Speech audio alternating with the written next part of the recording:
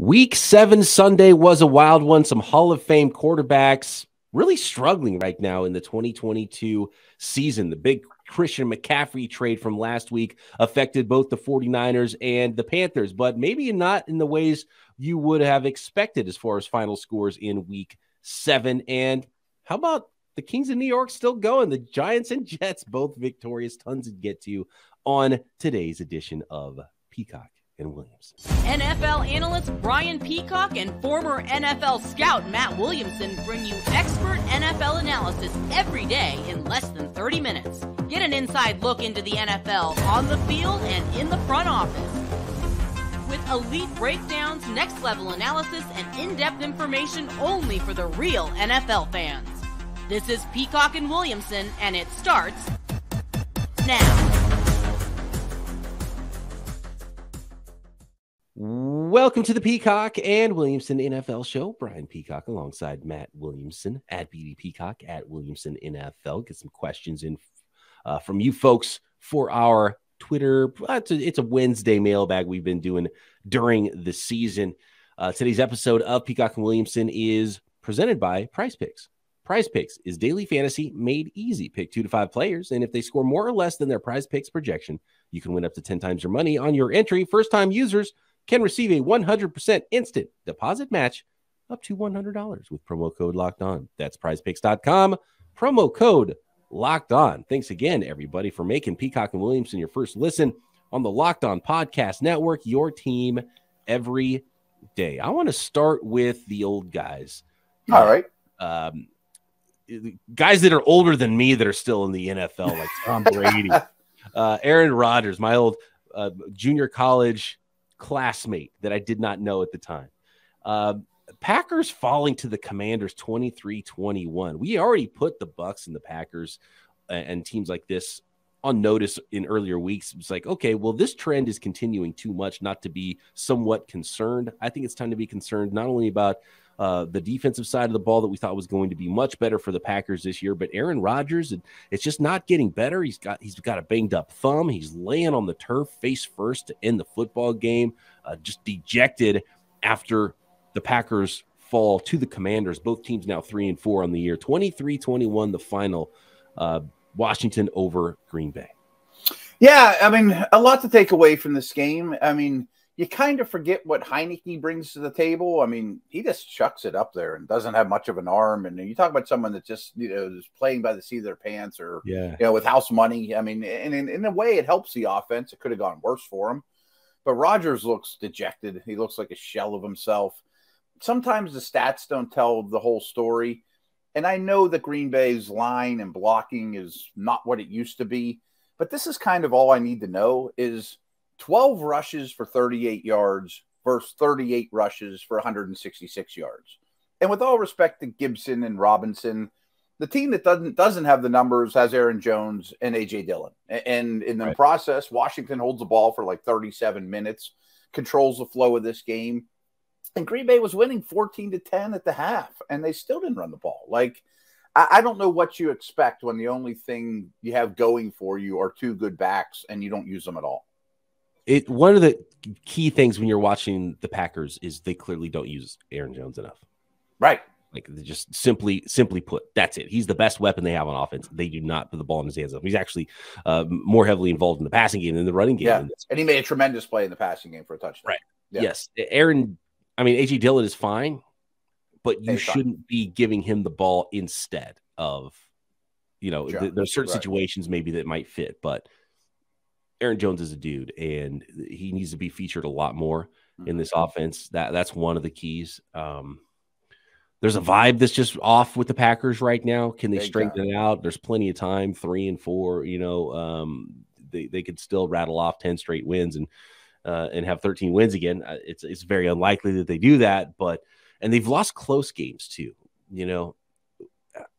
That used to be something they were the best in the league at. Right. I mean, and I own this Packer defense in every fantasy league because it's littered with first round picks, and I like every player on the defense. 1 sack against the Commanders, like not good against the run all year.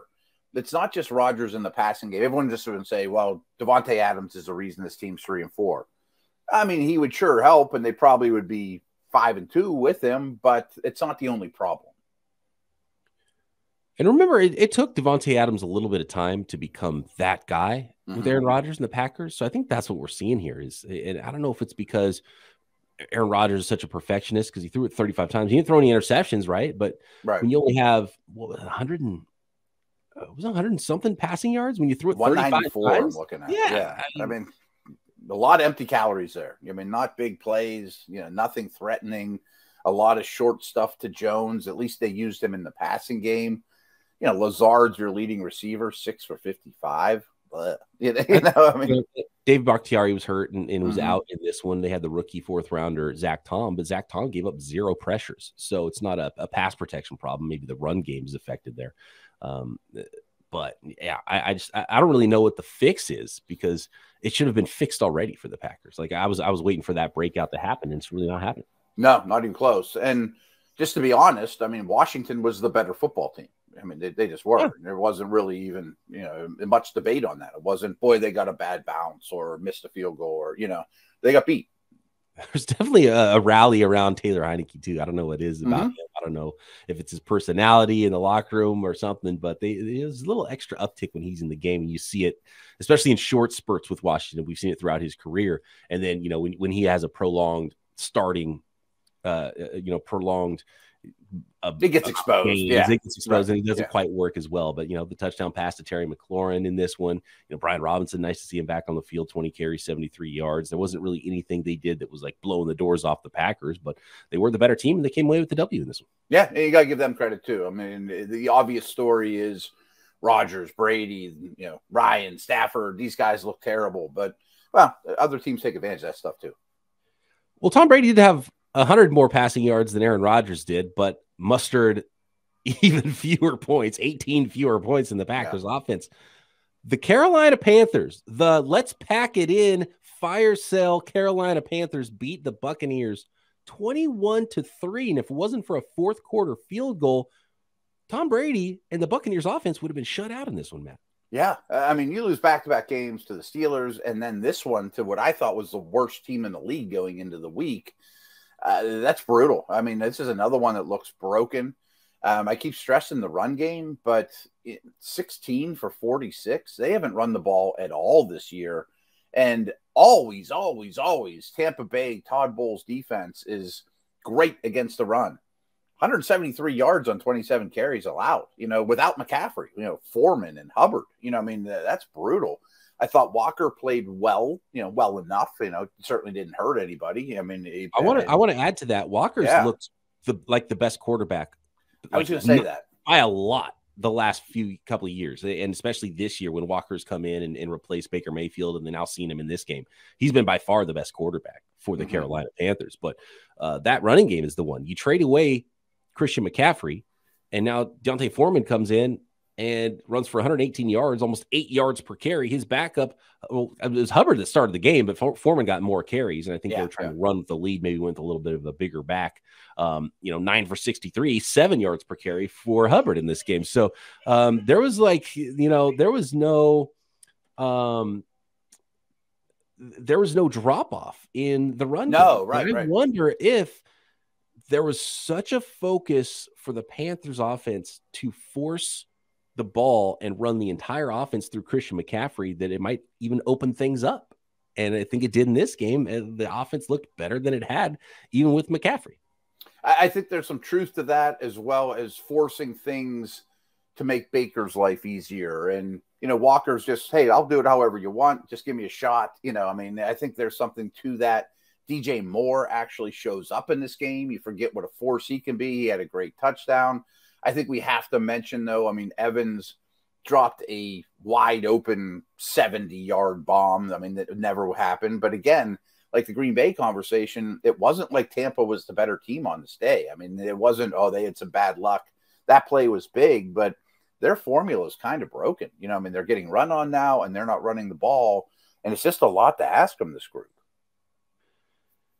It's not a lot of answers right now for the Tampa Bay Buccaneers and the Tampa Bay Buccaneers and the Green Bay Packers and their Hall of Fame quarterbacks. And there's just if one figures it out, which would you pick? I'm still leaning towards Tampa. I'd say Tampa because I've seen this group play better already. Mm-hmm. And especially with, the defense and, a healthy Mike Evans, healthy Chris Godwin, and Tom Brady. Like, how can that not be better than it was in this game? That's kind of the way I look at it. Man, I mean, this was a eye-opening loss. Yes. And I'm sure they got a little shot in the arm with Wilks as a new coach, too. Yeah, I mean, possibly. Give them credit. Yeah, And you mentioned the Panthers were the worst team in the league, and they were playing like it. They didn't have the worst roster necessarily in the league. Oh, I 100% agree. I think they're in pretty good shape right now. Like guys you mentioned, like Brian Burns coming off the edge. He had a nice sack in this one. And by the way, teams apparently, according to reports, came calling for Brian Burns. And one team offered 2 first-round picks, and the Panthers said no. So that means he is not on the block. They might be listening on other players, but Brian Burns, if they're going to turn down 2 firsts, they're not going to get more than that. Like, that's what the going rate is for a star player who, by the way, needs to get signed to a huge contract very soon here in the offseason. Mm-hmm. So Brian Khalil Mack like offer. Yeah. Right. I think that's the right call. I mean, I guess it depends where those picks are at, but guys like DJ Moore, Burns, I think you got to be done getting rid of your foundational guys, build around that, build some leadership and chemistry with the team. If there's guys at the end of their contract that you don't plan on resigning, sure, turn them into picks, but not foundational pieces because they got a lot of draft capital now. And again, I think that's a great job opening. So the Panthers trade away Christian McCaffrey, win big. And then the 49ers, who traded for Christian McCaffrey, and he made his debut, lose big. We'll get more into Patrick Mahomes and the Chiefs putting up 44 points on the San Francisco 49ers. And both teams in New York, again, coming out victorious in Week 7. All that and more coming up next. This episode of Peacock and Williamson is brought to you by Prediction Strike, the world's first sports stock market. You can now invest in professional athletes, just like stocks. It's a lower risk alternative to sports betting, and athletes' prices move based on performance and supply and demand. Very simple. Let's say you invested in a quarterback like Jalen Hurts, even 1 year ago after he already became the starter, let alone when he was a second-round rookie that you thought might not ever become a starter for the Philadelphia Eagles. You'd be up just in 1 year, 48.2% on Jalen Hurts stock. Maybe not a bigger stock up player in the NFL right now, right? Someone like Kyle Pitts. We expected, Matt, big things for Kyle Pitts this year. He's down 44.1% after struggling to start this 2022 season. All athletes benefit too and are entitled to a percentage of their market cap, unlike sports betting companies and other companies out there that are using the names of the athletes and using their performances, but the athletes aren't getting paid for it. They are here with Prediction Strike. 2.5% trade fees, lowest in real money sports. You can invest in 4 sports, not just NFL. There's UFC, NBA, and Major League Baseball as well. Download the Prediction Strike app and use code LOCKED for a free share when you sign up and make a first deposit of $20 or more. That's promo code LOCKED for a special one-time giveaway. Prediction Strike will choose one person who signs up with the code LOCKED too and makes a deposit to win 100 free random shares. That could be worth up to $3,000 if you get lucky and receive, like, let's say, one of those Josh Allen shares. Invest in what you know on Prediction Strike, the stock market for sports. Whether you're looking to pop the question, maybe have a milestone moment to celebrate, let your love sparkle with Blue Nile. Blue Nile can help make your celebrations even more memorable. As the original online jeweler, Blue Nile offers the largest selection of independently graded diamonds and pieces priced significantly below traditional retailers. Blue Nile's already helped millions of couples create their perfect engagement ring. So if you're trying to take your relationship to the next level, maybe pop the question and you want to make that moment sparkle, Blue Nile's bench jewelers can help you handcraft her perfect one-of-a-kind engagement ring. Or you're just looking for a gift for mom. Maybe you're having trouble. This is where I love Blue Nile, is that they have jewelry experts on hand 24/7, available via phone or chat to help you find that memorable gift at every budget, because I'm terrible at shopping for those types of things. Make your moment sparkle with Blue Nile. Go to BlueNile.com. Use promo code LOCKEDON to save $50 on your purchase of $500 or more. That's Blue Nile, BLUENILE.com. Promo code Locked On. Save $50 on your purchase of $500 or more. BlueNile.com. Promo code Locked On. Thanks again, everybody, for making Peacock and Williamson your first listen today. For your second listen, check out Locked On Sports today. From the games that matter the most to the biggest stories in sports, go beyond the scoreboard and behind the scenes with local experts and insights only Locked On can provide. Locked On Sports today, available on whatever app you're enjoying this podcast on, YouTube, wherever you get your podcasts. The San Francisco 49ers falling to the Kansas City Chiefs 44-23, Matt. We did see the debut of Christian McCaffrey. He got in there on the third play of the game, surprisingly, actually, after only being in town for 2 days and getting in one little walkthrough of a practice.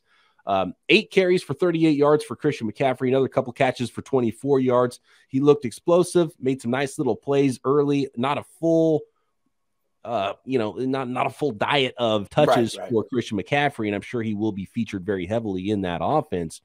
And really, the offense wasn't much of the problem in this game at all, and they couldn't lean heavily on the running game because they got behind, especially in the second half when the Kansas City Chiefs ran up 44 points on the 49ers in this one. And just, to me, coming away from this game, Matt, and we had talked about it, there's the top 3 teams in the NFL. It's the Bills, it's the Eagles, it's the Chiefs, and then there's a tier break.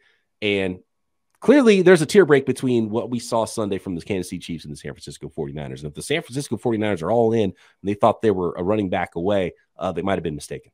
Yeah, and I have seen some tweets and articles. See, they shouldn't have went in for McCaffrey. Well, I don't think this is any evidence one way or the other. I mean, the top 3 thing is very real. I actually think the Niners could compete for that 4 spot. I mean, I'm not sure who else it is. I mean, we can get to some other teams. From what I saw, this was kind of a tale of 2 halves. It was a very competitive game the first half, not competitive in the second half. But I think this is more of a credit to the Chiefs than, really ripping down the Niners, although you'd expect better, especially from the defense. But Mahomes was amazing. Looked like they rolled him out a lot. They made things difficult on the Niners pass rush, Bosa in particular. I thought the Chiefs O-line was game ball worthy as well. We were talking about Brady and Rodgers, looking to get in rhythm. I thought it was great that Juju and Valdez-Scantling started to really become contributors. It wasn't just Kelsey and the Pips, and then the defense closed it out. I mean, Chris Jones is playing at a defensive MVP type of year and doesn't seem to be mentioned in that light, but he's been unbelievable. I don't know what negatives there were to say about Kansas City. It's tough to find negatives about Kansas City. They ran the ball pretty well. It was everybody involved. Mecole Hardman somehow 3 touchdowns, a couple of jet sweeps. He was like, I almost felt like it was Andy Reid, messing with Kyle Shanahan's like, oh yeah, okay, we'll have our own Deebo Samuel just for today. It's going to be Mecole Hardman. Let's go 3 touchdowns, a couple of jet sweeps, so felt like the Niners got a little bit out coached in this football game. That was the vibe I got from it. Jimmy Garoppolo threw a bad interception, but he did have 300 yards passing and 99.3 rating. It wasn't awful, but Mahomes on the other side was just a whole lot better. Mahomes even tried to throw the ball to the other team a couple times. One was intercepted, one was not. But what you just see the high level of Mahomes, even if he makes some mistakes, he can make up for it because of all the rest that's going on. And this defense that was one of the best in the league, if not the best through 5 weeks, banged up. Maybe Bosa and Charvarius Ward and some other players weren't at their 100% level playing in this game, but 423 yards passing for Mahomes, over 500 total yards with another 100 yards, 112 yards rushing on the day for the Chiefs. I mean, it was just scary when you see a team like that play against a team that's supposed to have a really good defense and walk away so easily from the 49ers. Yeah, I mean, I just pulled up the team stats, and 529 yards from scrimmage is a huge day at the office. But they did it possessing the ball just over 26 minutes, too. I mean, 9.1 yards per play. And frankly, I'm not all that worried about the Niners defense. I'm sure they'll get healthy and be fine. And, defenses are a little more fickle than offenses in this league. But, wow, I mean, that is a efficient offensive performance. Yeah, absolutely. Yeah. So it was the 400 yards passing for Patrick Mahomes, 3 touchdowns, and then the Chiefs won both lines of scrimmage. And that was the story of that football game. Okay, Matt, you haven't been ready to say it yet. And I know it was against the Jacksonville Jaguars, but the Jacksonville Jaguars are better than they have been the last couple of years. The New York Giants keep winning. They just keep on winning, and they've showed grit. They've shown an ability to come from behind in games. They've shown an ability to go up early and kind of stay ahead of the sticks, especially with their running back and Saquon Barkley being the main focus of their offense. 6-1 now are the New York Giants after going to Jacksonville and beating the 2-5 Jaguars 23-17. Yeah, and I watched a lot of this. I thought it was a very equal game. The Giants were the better team. I'm not taking anything away from them, but you could see why the Jags would have been favored or, whatever. Talk about efficiency, though. Daniel Jones, as a passer and a runner, third downs, things like that, has just been really efficient. Him and Barkley both go over for 100 yards on the ground, and they started to get something out of Wan'Dale Robinson, and Slayton sort of showed up. I mean, that receiving core has been a disaster. I thought, Lawrence took a little bit of a step forward. It looks pretty clear that Etienne is now the lead back. I think that's encouraging. I feel like there's still an outside receiver away, and that might be, the offseason's big project, the team with Kirk. But Kirk and Ingram were okay, and I think you just have to take your hat off to this Giants coaching staff of just finding ways to win games. And that's not easy to do in this league.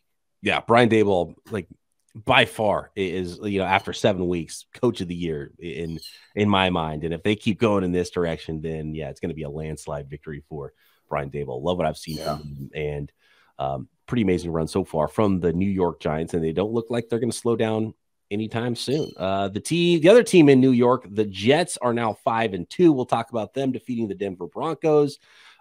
Matt, your team over there in Pittsburgh, Kenny Pickett still throwing too many interceptions. This was a tight game, but it was the Dolphins that held on to beat the Steelers. All that and more coming up to finish up this episode of Peacock and Williamson.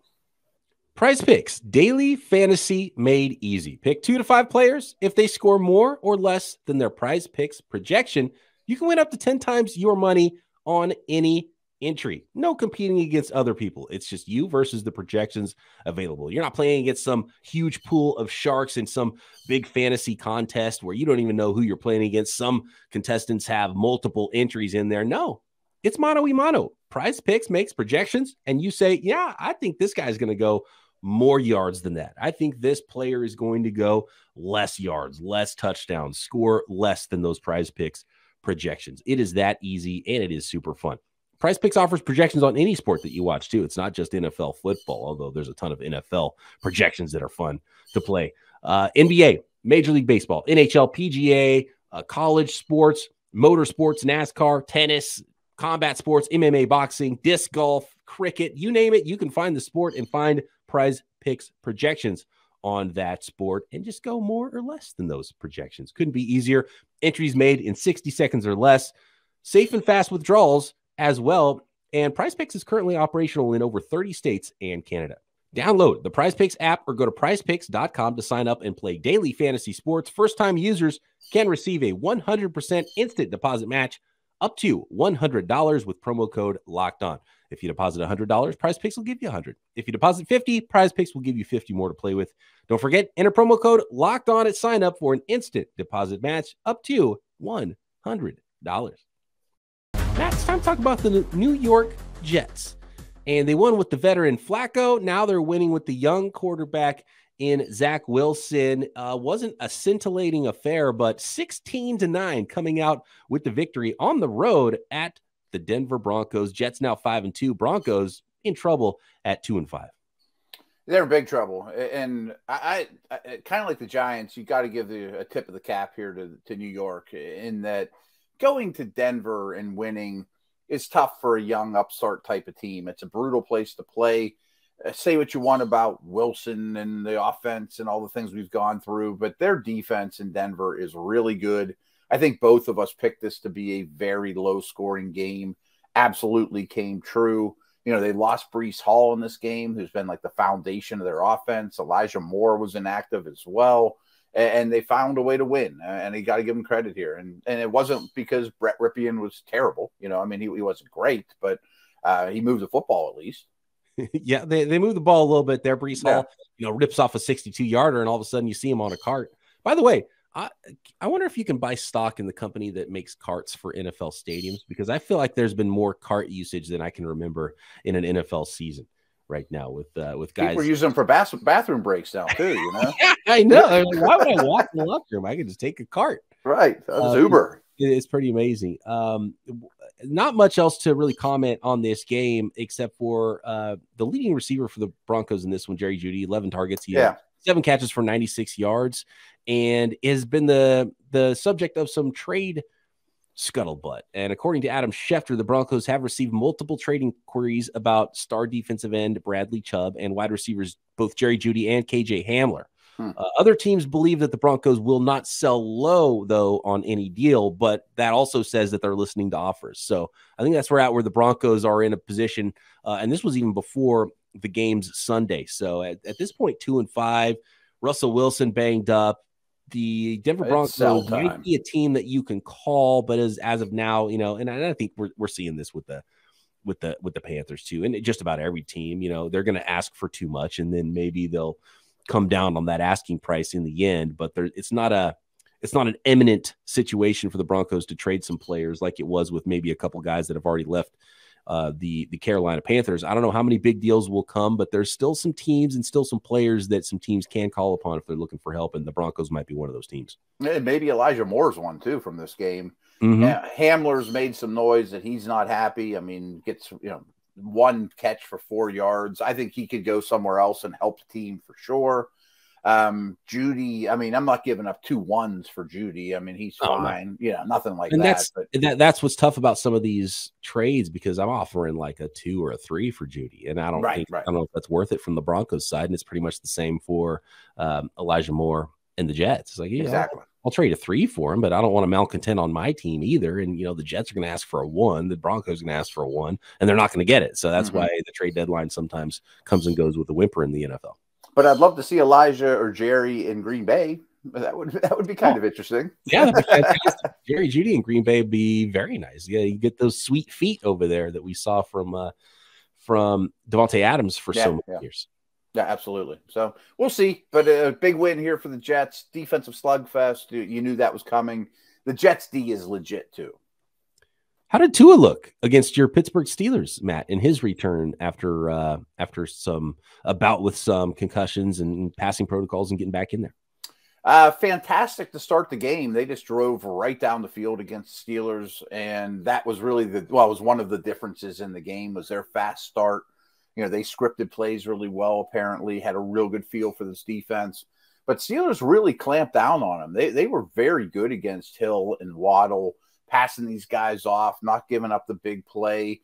Didn't have any pass rush on Tua. He didn't take hits, but he really – and I'm not looking through this with Steeler lens. I mean, a huge thing of this game was interceptions, in that Kenny threw 3, 2 of which were his fault and bad late in the game, learning experience type things. Tua didn't throw any, but I counted 4, and if I really want to be generous, 5 dropped interceptions by the Steelers. I mean, they got the ball thrown. They would have been decent plays, but that was a huge key to this game, was how well Miami started. And then the overall turnover differential was +3 for Miami, where it easily could have gone the other way, to be very honest with you. Yeah, the drop picks were such a huge impact in this game from the Pittsburgh Steelers defense. Real quick, yes or no, does Chase Claypool get traded before the deadline? I would need at least a second. It's kind of that same situation. Like he's playing better and better. His contract's not up after the year. Does he have to go? No. I mean, so if you blow my doors off, yeah, I'm listening, but he's going to be here for 2 more years, and then he'll probably be on his way, and you'll get a comp third. And so I bet not. Thanks, everybody, for making Peacock and Williamson your first listen. Matt and I back tomorrow. Get those Twitter questions in or drop them in the YouTube comments. Talk to you then right here, Peacock and Williamson.